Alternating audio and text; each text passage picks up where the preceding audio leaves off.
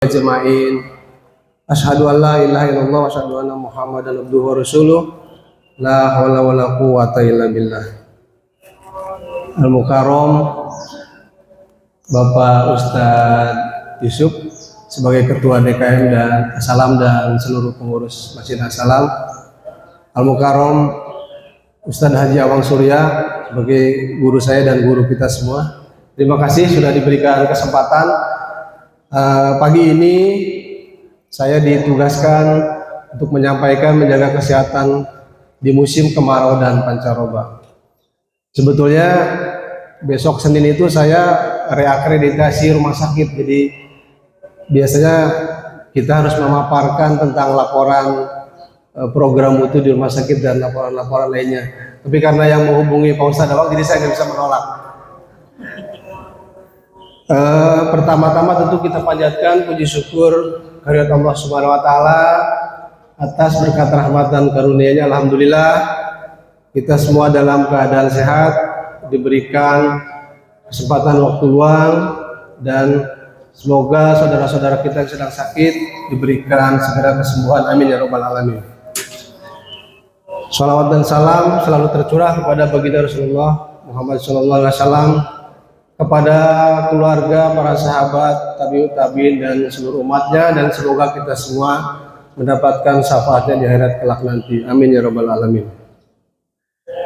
Bapak Ibu, kalau kita bicara musim kemarau dan pancaroba, tentu kita semua sama-sama tahu ya, ini di bulan Juli masuk di masa pancaroba.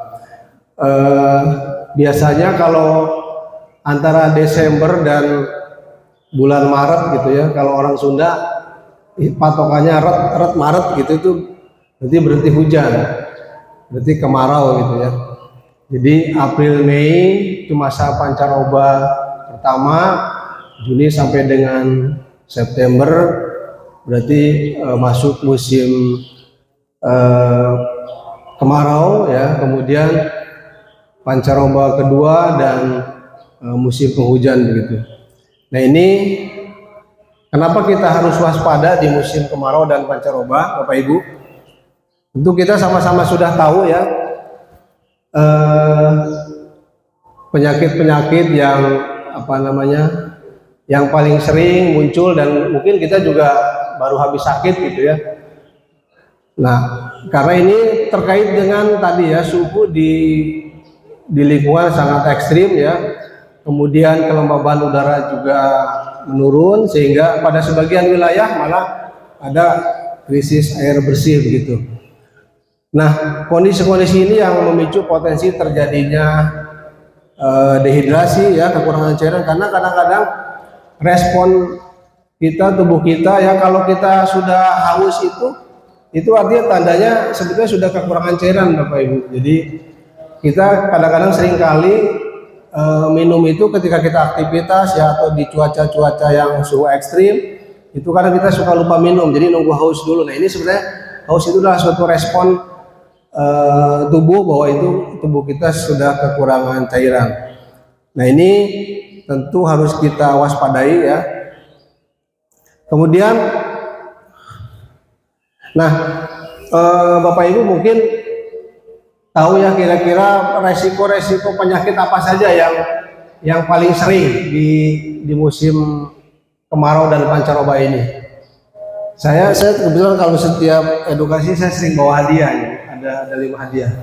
Nanti pertanyaan pertama saya kasih hadiah yang kecil dulu ya. Silakan Bapak Ibu, kira-kira penyakit-penyakit apa saja yang harus kita waspadai di musim pancaroba ini? Ya, Bude, sebutkan minimal 7 ya, 5 atau 7 ya. Apa Bude?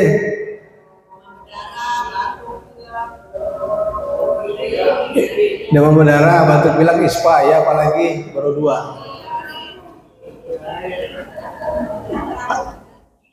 Nanti kalau 5 saya kasih hadiah. Apalagi tipes atau demam tipoid ya. Terus apa lagi? Biasanya batuk-batuk berat menjadi pneumonia ya. Saya kasih aja Bude yang paling kecil dulu. Silakan Bude diambil. Ya. Ya, ya. Ya, jadi jamaah Masjid As-Salam, Bapak Ibu yang senantiasa dirahmati dan diberkahi oleh Allah Subhanahu wa taala. Jadi penyakit-penyakit yang ini saya ambil data dari profil di layanan primer 2025 di Kabupaten Bogor ya. Itu di kunjungan puskesmas, di kunjungan poliklinik dan rawat jalan rumah sakit itu sebagian besar adalah pertama adalah ISPA. ISPA tadi ya bisa influenza ya atau rhinovirus ya, kemudian juga penyakit-penyakit ISPA yang menjadi berat biasanya menjadi pneumonia ya.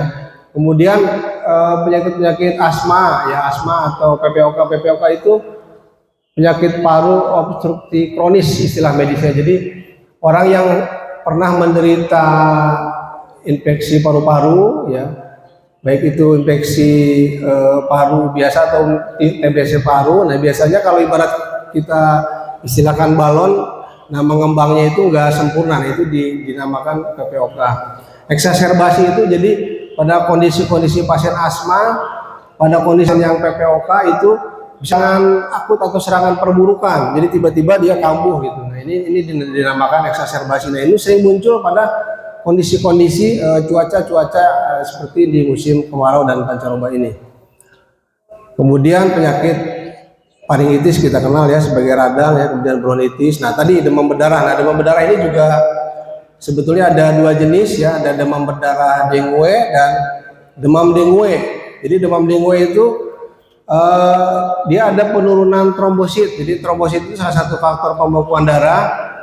Ya kalau turunnya minimal dari standar nilai 150.000 biasanya hanya turun misalkan jadi 120, tapi masih di atas 100.000. Nah ini biasanya lebih ke arah demam dengue. Jadi tidak ada potensi resiko perdarahan. Tapi kalau demam berdarah dengue DBD ya, ini biasanya ada potensi perdarahan seperti gusi berdarah ya, kemudian bisa perdarahan di usus ya, dan perdarahan di tempat lainnya. Kemudian tipes yang istilah kita sering kenal, sakit apa Pak? Sakit tifus gitu. Nah ini demam tifoid. Kemudian, nah ini infeksi-infeksi ini yang termasuk yang harus kita cegah adalah infeksi yang ditularkan melalui vektor ya, jadi perantara seperti nyamuk. Nah ini sangat concern pemerintah juga mempunyai program terhadap penyakit-penyakit infeksi oleh karena vektor ya, vektor nyamuk. Antara lain tadi DBD melalui nyamuk ya, nyamuk Aedes aegypti. Kemudian penyakit-penyakit kulit ya, kulit juga sama ya, misalkan bisa karena alergi karena terik matahari yang terlalu panas ya. Kemudian karena sering berkeringat, daerah-daerah lembab biasanya daerah tertutup sering jadi infeksi bakteri atau jamur. Nah bahkan juga sering sekali penyakit-penyakit mata atau konjungtivitis istilahnya. Jadi radang di selaput mata. Nah penyakit-penyakit ini yang muncul di masa pancaroba dan di musim kemarau ini bisa sebenarnya kita identifikasi awal, bisa kita cegah dari mulai tingkat kita di rumah ya, sebelum kita datang ke dokter atau ke fasilitas kesehatan. Nah ini kalau dari kasus tertinggi di skala nasional, ini saya ambil dari data Kementerian Kesehatan per bulan Juni. Jadi penyakit-penyakit yang sering menjadi wabah begitu ya, itu antara lain paling tinggi adalah ISPA, kemudian diare akut ya, kemudian penyakit serupa dengan influenza. Jadi sekarang banyak sekali kalau yang datang sakit itu keluhannya adalah batuk pilek, jadi dominan seperti influenza gitu. Nah kadang-kadang 1-2 yang dilakukan swab ya, swab itu artinya di pengambilan sampel seperti zaman kita COVID dulu, itu kadang-kadang munculnya sering virus-virus influenza. Kemudian pneumonia tadi ya, infeksi ISPA yang menjadi berat. Dan tadi yang kelima adalah tipes atau demam tifoid. Nah ini Kenapa kira-kira tipes banyak terjadi meningkat di musim kemarau, Bapak Ibu? Karena di musim kemarau ini ya biasanya kita riskan sekali dengan debu-debu ya, polusi debu, maupun nanti banyak biasanya ada faktor seperti lalat ya, lalat di makanan. Kemudian ini juga tadi ya gambarannya dari ISPA itu seluruh nasional itu sekitar 6 juta kasus. Kemudian diare akut disusul penyakit serupa influenza ya, pneumonia dan tadi tipes. Nah, mengapa ISPA menjadi tinggi? Karena tadi ya, polusi udara, kemudian polusi udara ini akan memicu memudahkan terjadinya transmisi tadi ya, virus maupun bakteri. Yang paling sering adalah virus. Jadi makanya kita perlu melakukan langkah-langkah pencegahan apa saja nanti yang harus kita lakukan. Nah, dari peta penyakit tadi yang di musim kemarau dan pancaroba ini data dari Dinas Kesehatan di Kabupaten Bogor dan Kes Jawa Barat tahun 2025 ya. Jadi ada 10 kunjungan-kunjungan yang mayoritas adalah tadi yang pertama kita mulai dari daerah organ kepala dulu. Biasanya tadi penyakit sakit mata banyak sekali meningkat ya di musim kemarau dan pancaroba ini. Karena debu, kemudian tentunya sinar UV juga ya.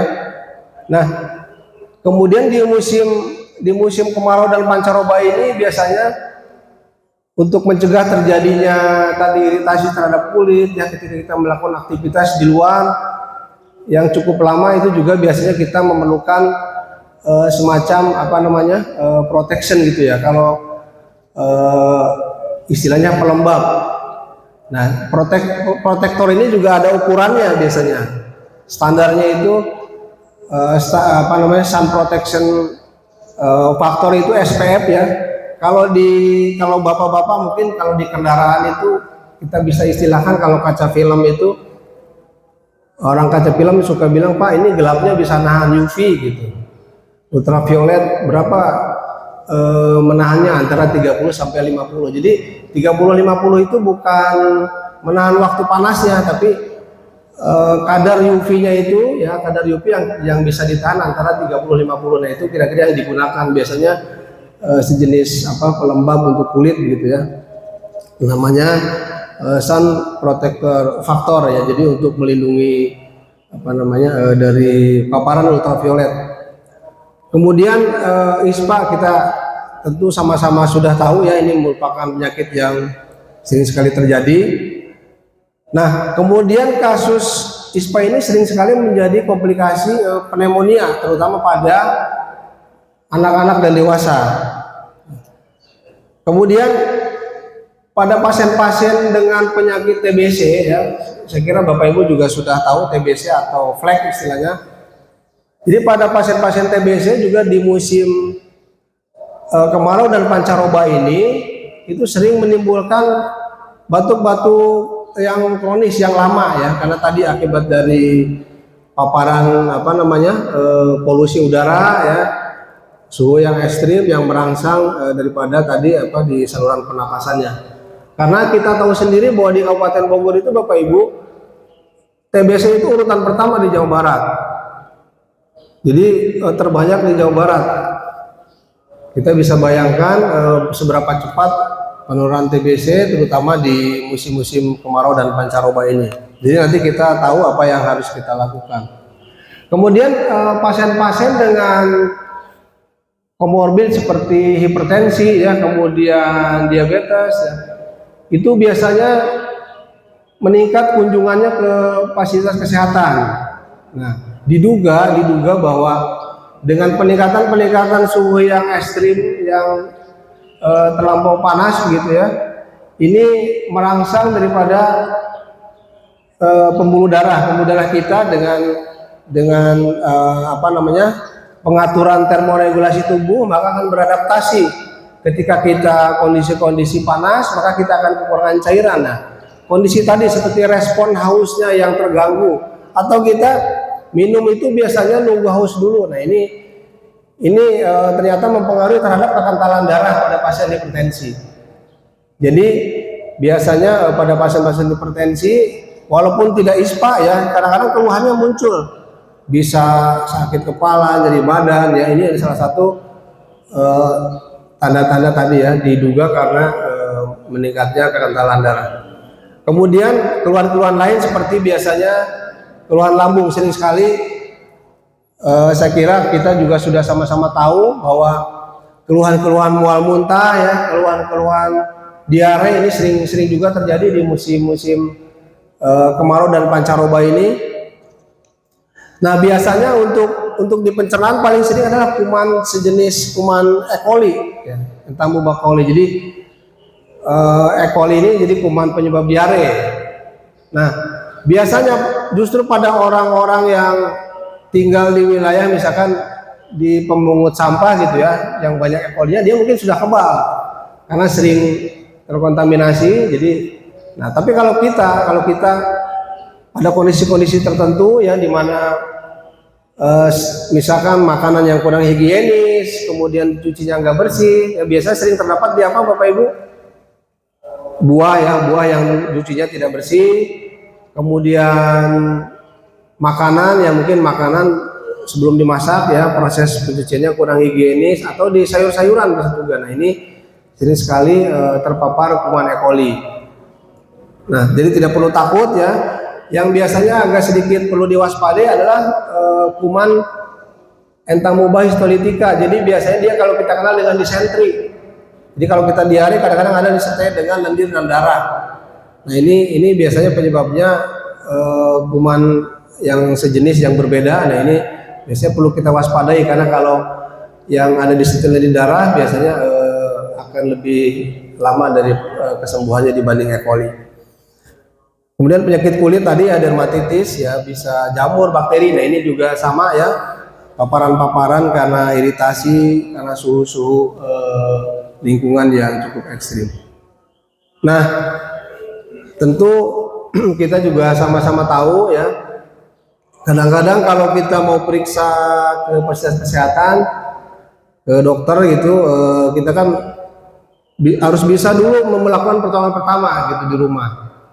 Tapi kita juga harus mengenali sign atau tanda-tanda apa saja yang harus kita waspadai.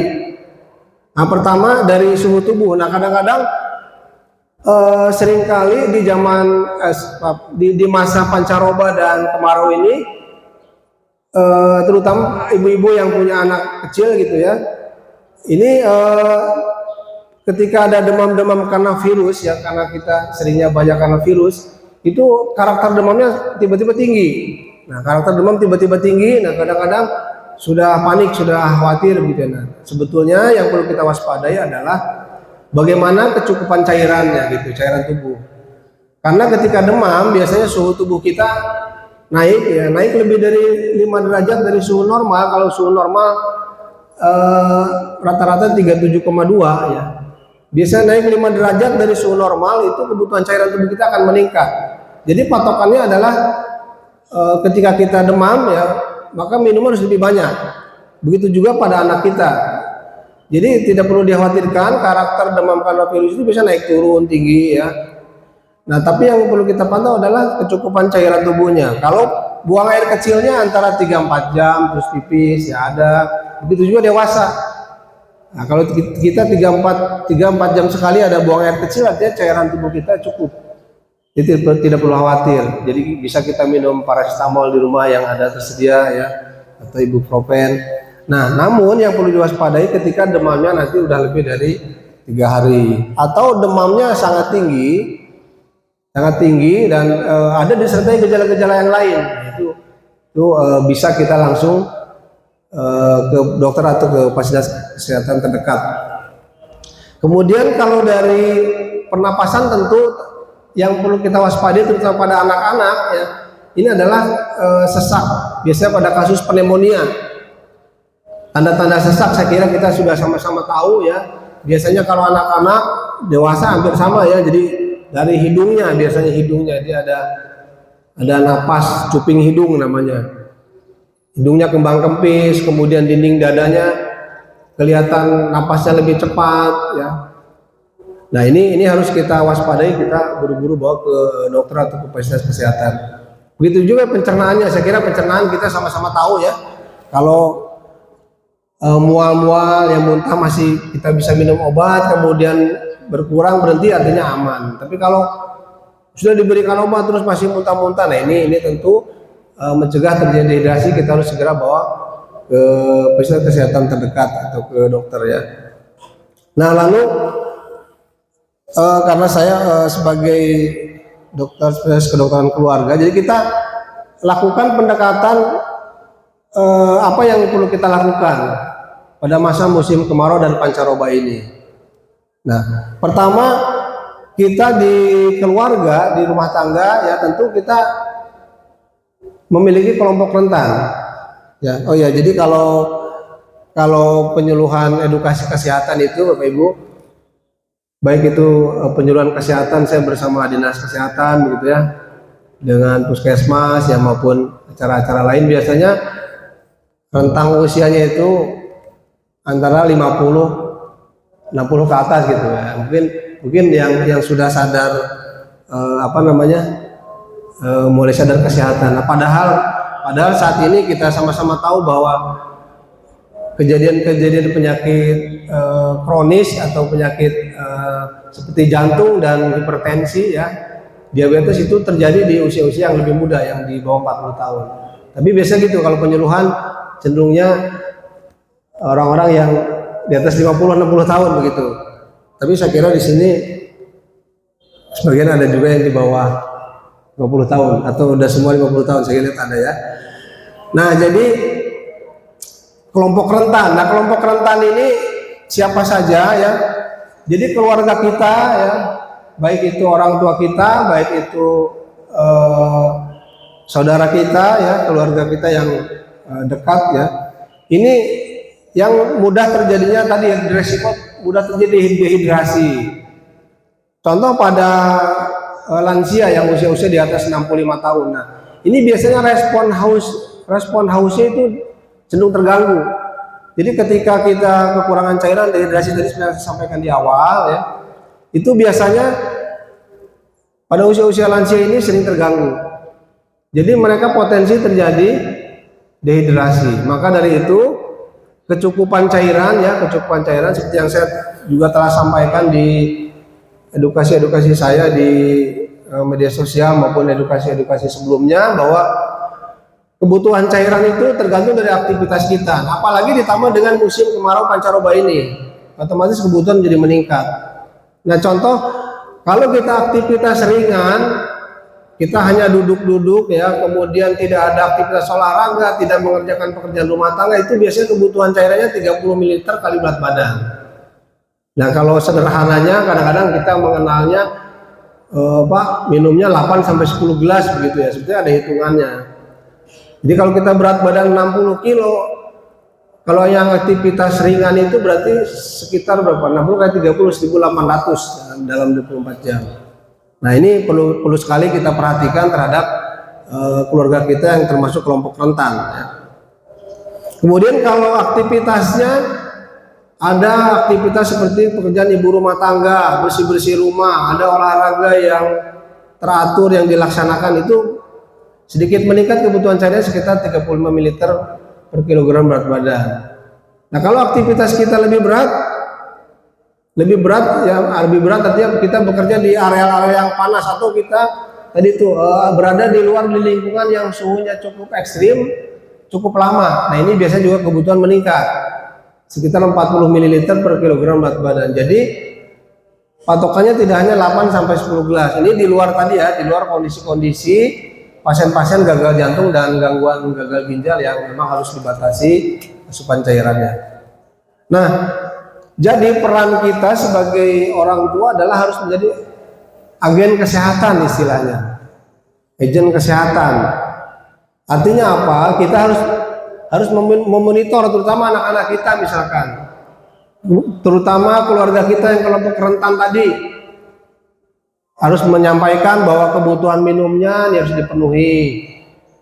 Kemudian anak-anak kadang-kadang habis main di tanah atau habis main dari luar gitu, kadang lupa cuci tangan.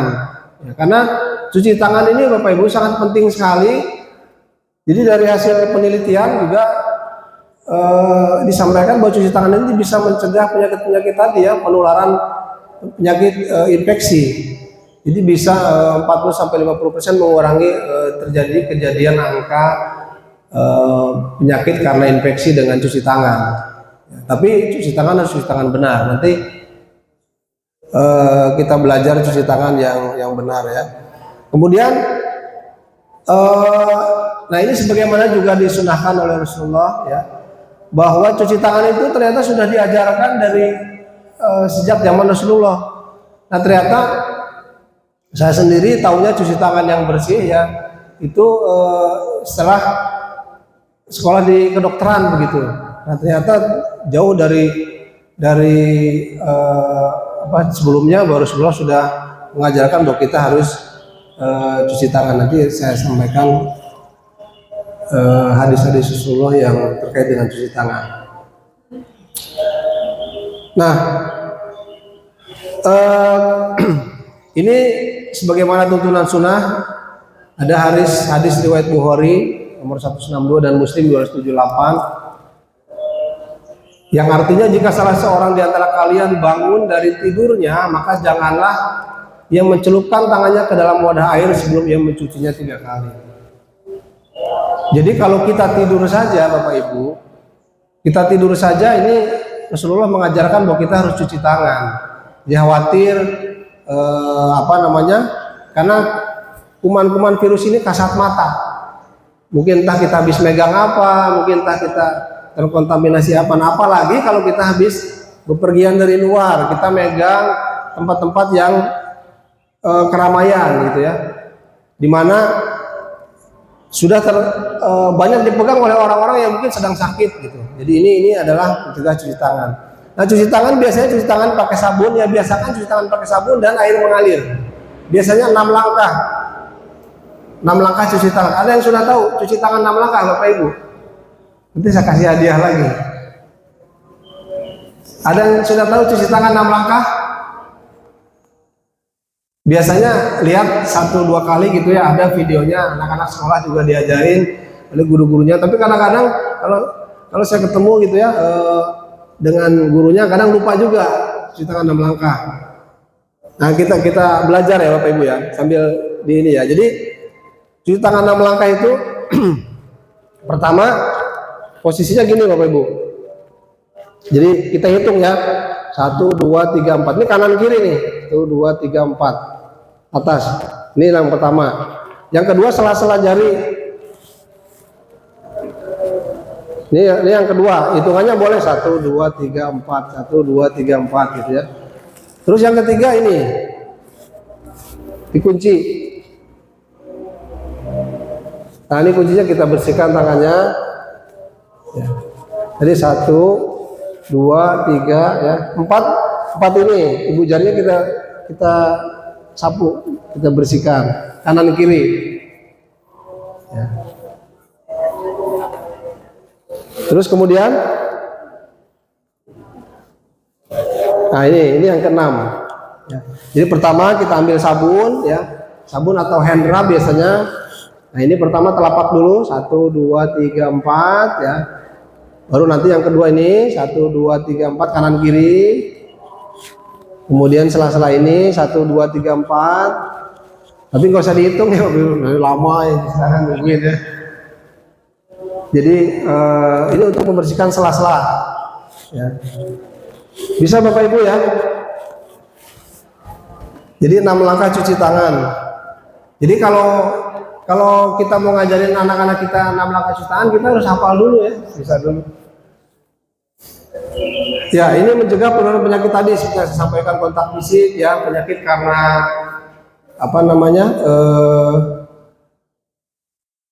penularan bervektor yang melalui air ya. Sepercepat aja. Nah, yang perlu saya sampaikan, saya sampaikan ini adalah terkait dengan penggunaan antibiotik Bapak Ibu. Sering sekali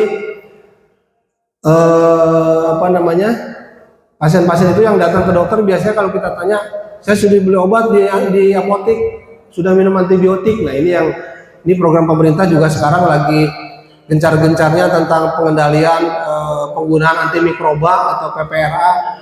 Kenapa? Karena resistensinya sudah tinggi Bapak Ibu. Kadang-kadang sebagian besar ada yang langsung beli obat amoksisilin gitu dari apotek. Kadang saya pernah juga diberikan obat yang golongan-golongan yang sudah tinggi gitu. Nah, kenapa kekhawatirannya tidak boleh? Karena kadang-kadang kita minum obat itu, mungkin saya sendiri sama Bapak Ibu, kalau minum obat nggak banyak-banyak, kalau udah misalkan udah 2-3 kali minum udah selesai, udah nggak diminum lagi kan gitu ya. Nah ini khawatirnya antibiotik juga begitu. Makanya padahal sebagian besar penyakit yang muncul di musim pancaroba ini adalah karena virus.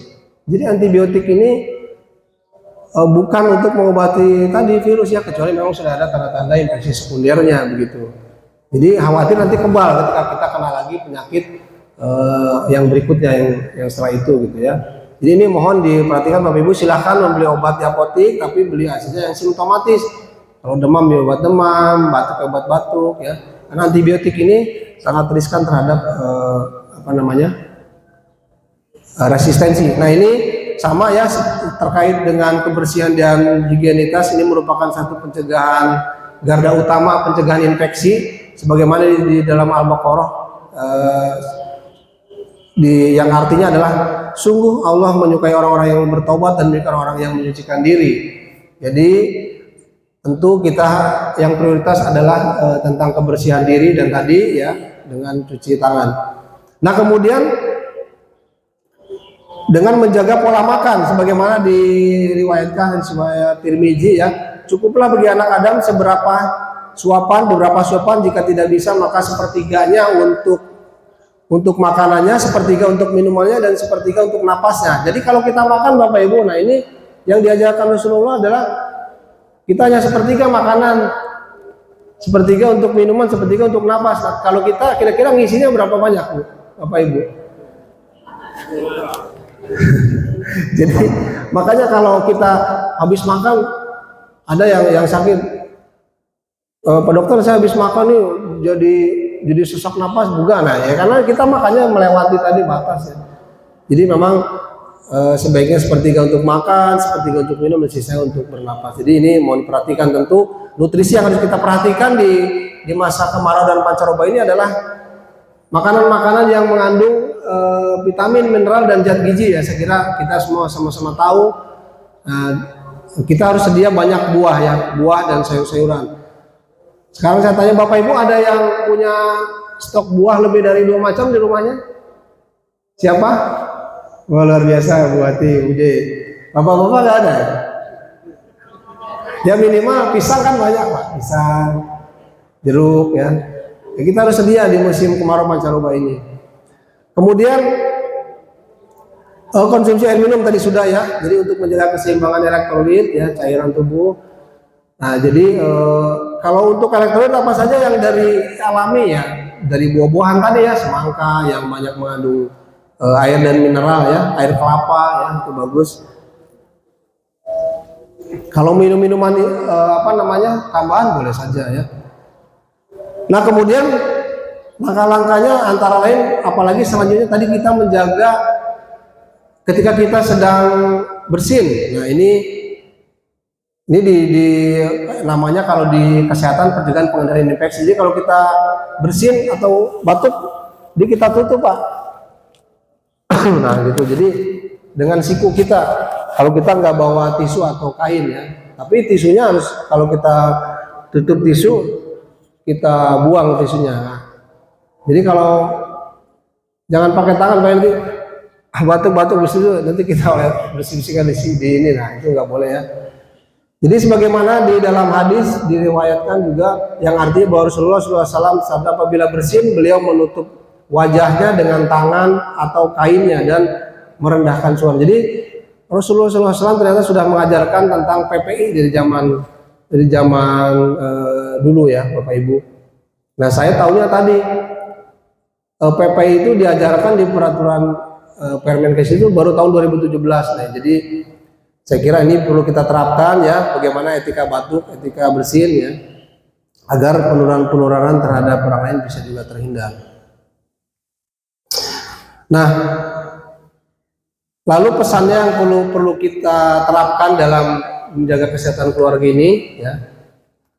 Pertama tadi ya yang perlu kita selalu sampaikan berulang-ulang, kecukupan cairan atau hidrasi dan elektrolit. Jadi minum sesuai kebutuhan, jangan menunggu haus ya. Perhatikan kelompok-kelompok rentan yang ada di keluarga kita ya, lansia maupun anak-anak. Dan kalau kita meminum kopi atau teh yang mengandung kafein itu biasanya dia fungsinya adalah menarik cairan ya. Jadi dia akan mudah mengeluarkan kencing. Nah ini hati-hati, kita harus lebih banyak minumnya. Bukan nggak boleh ngopi atau teh. Saya juga senang ngopi ya, bisa 2-3 kali sehari. Tapi dengan minum itu kopi atau teh itu kita harus lebih banyak minum air putihnya. Kemudian pencegahan terhadap kemungkinan paparan kejadian ISPA tadi ya. Kita harus selalu membiasakan cuci tangan. Kemudian ketika kita menggunakan AC dan kipas, nah ini juga kalau kita di ruang-ruangan tertentu yang menggunakan AC dan kipas ini terus menerus ya, ini juga potensi tadi terjadi kejadian ISPA ini. Kemudian tadi ya terhadap pelindungan ultraviolet kita gunakan pelembab ya apabila kita ke lingkungan-lingkungan yang cukup terik mataharinya cukup panas ya, cukup lama. Dan kalau kita melakukan aktivitas ya, itu hindari di jam-jam paparan puncak antara jam 10 sampai jam 14. Jadi berarti sebelum jam 10 atau sesudah. Begitu juga tetap kita harus menjaga aktivitas olahraga, aktivitas fisik kita. Jadi minimal 150 menit dalam 1 minggu. Jadi kalau rata-rata 50 menit sampai 1 jam berarti cukup 3 kali dalam 1 minggu. Tapi kalau rata-ratanya setengah jam berarti harus 5 kali dalam 1 minggu.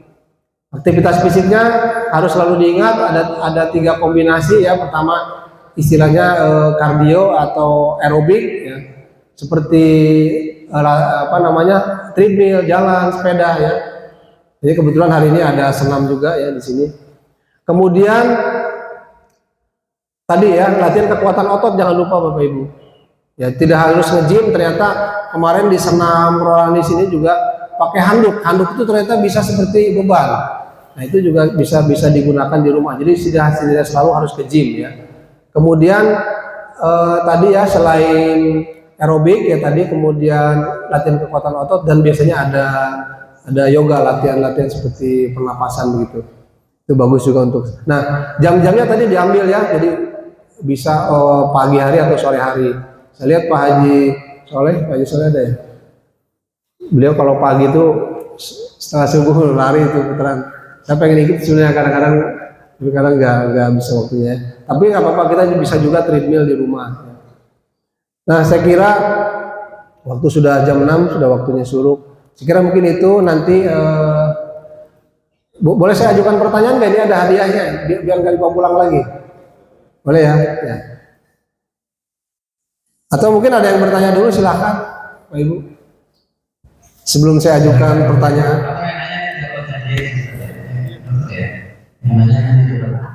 Oh ada hadiah, boleh. boleh. Jadi yang lain dapat hadiah boleh ya, yang nanti saya tanya juga. Assalamualaikum warahmatullahi wabarakatuh.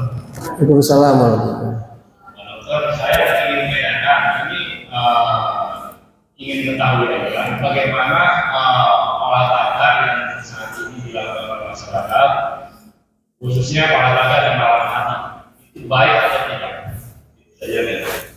Olahraga apa tadi Pak? Olahraga yang dilakukan pada saat malam hari. Malam hari ya. Ya. Baik. Malam harinya jam berapa ya? Jam? Ya setelah maghrib lah. Oh iya. Sampai malam. Seperti badminton ya biasanya. Badminton, yoga, terserah. Ya. Jadi aktivitas fisik itu yang dianjurkan sebetulnya tadi yang saya sampaikan ya, kardio artinya untuk kesehatan jantung tadi adalah sejenis aerobik ya, bisa treadmill, bisa lari, naik sepeda. Nah sekarang kalau kita bicara olahraga di malam hari ya, Nah, dari 3 latihan itu sebetulnya semakin usia itu akan semakin berpengaruh terhadap jenis olahraga yang kita lakukan dan waktu yang kita lakukan. Contoh di malam hari ya, mungkin sempatnya malam hari ya, tapi harus kita lihat olahraga jenis apa yang kita lakukan. Nah kalau seperti badminton, sebetulnya bukan nggak boleh main badminton ya Bapak Ibu ya, karena banyak sekali termasuk saudara istri saya itu lagi Agustusan, dia sehat-sehat, tiba-tiba meninggal gitu ya. Nah mungkin latihan aktivitas fisik itu boleh saja dilakukan malam hari ya. Tapi yang sifatnya tadi lebih ke aerobik yang lebih bagus, aerobik yang minimal frekuensinya 50 menit ya. Tapi kalau dikombinasi dengan latihan kekuatan otot seperti badminton ya, ini hati-hati pada orang-orang yang memang tidak terbiasa melakukan latihan kardio dan latihan aktivitas kekuatan otot sebelumnya. Jadi bisa terjadi potensi tadi kita tidak tahu ya, kita belum pernah cek pembuluh darah kita ada masalah nggak, pembuluh darah kita ada potensi sumbatan nggak. Nah ini yang tadi yang aktivitas latihan badminton seperti badminton di malam hari cukup berisiko. Boleh tapi memperhatikan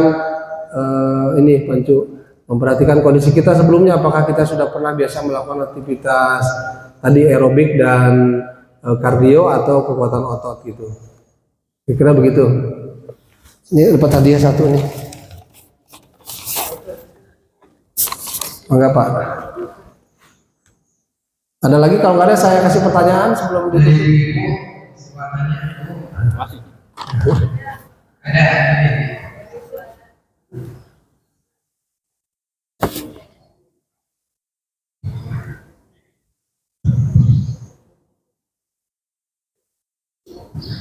Assalamualaikum warahmatullahi wabarakatuh. Waalaikumsalam. Terima kasih atas kesempatan yang diberikan. Pak Dokter, saya bertanya, di akhir-akhir ini ketika saya berbicara misalnya pada pengelola suara ya, pada acara-acara itu sering, padahal saya sebelumnya sudah minum dulu sebelum acara mulai.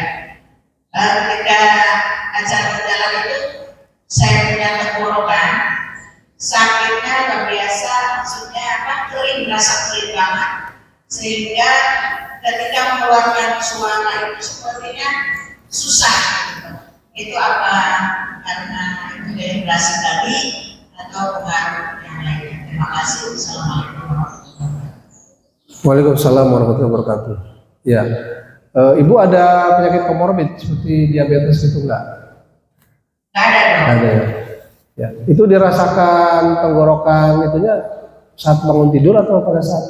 Nah, saat lagi memberikan kajian lah. Oh ya, ya, ya. Artinya pada saat banyak bicara ya. Nah, jadi betul salah satunya tadi ketika kita melakukan aktivitas termasuk banyak bicara itu juga kebutuhan akan cairan tubuhnya juga meningkat. Jadi salah satunya bisa ya karena kekurangan cairan, satu bisa. Yang kedua mungkin ya diduga bisa jadi laringnya atau pita suaranya itu ya ibaratnya butuh istirahat juga, mungkin kebanyakan kajian ya, undangan kajian mungkin ya. Ya, jadi istirahat bicara juga perlu. Jadi bukan istirahat tubuh ya, istirahat bicara. Jadi itu perlu juga. Kadang-kadang kita sering walaupun lagi serak batuk tetap aja terus ngomong terus, kalau ibu-ibu gitu ya misalnya. Nah itu sebetulnya perlu istirahat bicara dulu. Nah, yang pertama tadi juga cairan tubuhnya jadi meningkat betul. Ya. Saya kira baik, terima kasih. Saya kira cukup ya, karena waktunya sudah jam 6 lewat. Baik, terima kasih. Yang baik datangnya dari Allah SWT, yang salah dari saya pribadi. Kita tutup dengan doa majelis. Subhanallah. Terima kasih. Demikian bila taufiq wal hidayah. Wassalamualaikum warahmatullahi wabarakatuh.